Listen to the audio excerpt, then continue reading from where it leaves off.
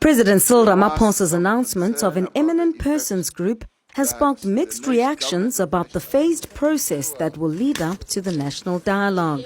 As a prelude, in mid-August, there'll be a national convention that will set the agenda for a new social compact which is meant to represent the diversity of the country.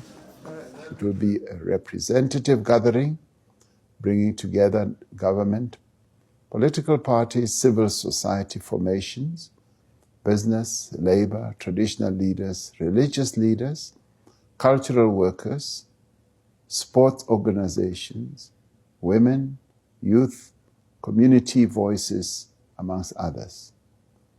Through their various political, social, and other formations, in their workplaces and places of worship, communities, villages, and sites of learning, South Africans will, in the months following the National Convention, be encouraged to be in dialogue to define our nation's path into the future. After the National Convention, the actual dialogue will take place early next year. But how exactly will this phased process be undertaken over the coming months? The broad array of people that you see there are intended to help us land the message of a national dialogue across sections of our society, such as we envisaged from the beginning, that it will be an inclusive process. And so those names are a reflection of that.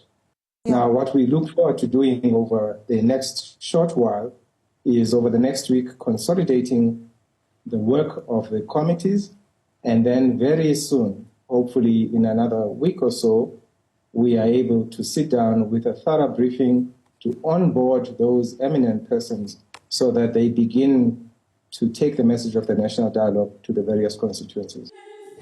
Scenario Planning Project in Dlulamiti says representation of all in society, including the unemployed, would be critical in closing the trust deficit between citizens and the ruling elite. If this doesn't happen, the legitimacy of the entire process could come into question. There are questions of legitimacy, there are questions of representation that still arise. However, it seems like the state-led intervention is still to appoint a steering committee that will drive the process.